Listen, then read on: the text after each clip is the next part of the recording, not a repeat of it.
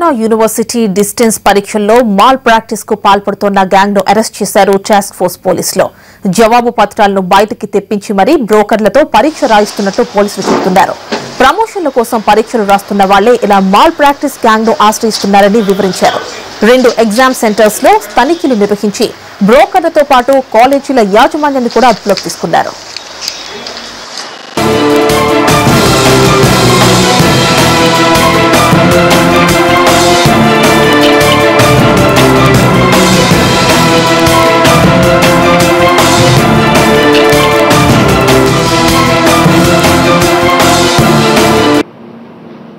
హిమాయత్ నగర్ ఏరియాలో చైతన్య అకాడమీలో సురేష్ అనే ఒక కరెస్పాండెంట్ ఒక ఇన్స్టిట్యూట్ని ఆర్గనైజ్ చేస్తూ కొంతమంది ప్రైవేట్ ఎంప్లాయీస్ ఎవరైతే సర్టిఫికేట్స్ అవసరం ఉంటుందో వాళ్ళు ఫర్దర్గా వాళ్ళ జాబ్లో ప్రమోషన్ గురించి ఏమాత్రం కష్టపడకుండా ఆ డబ్బులకి ఆశపడి ఒక్కొక్క దగ్గర నుంచి 5,000 నుంచి 10,000 వసూలు చేస్తూ వేరే స్టూడెంట్స్ని పెట్టి ఆ ఇన్స్టిట్యూట్లో ఎవరైతే స్టూడెంట్స్ ఉంటారో అతని దగ్గర ఆ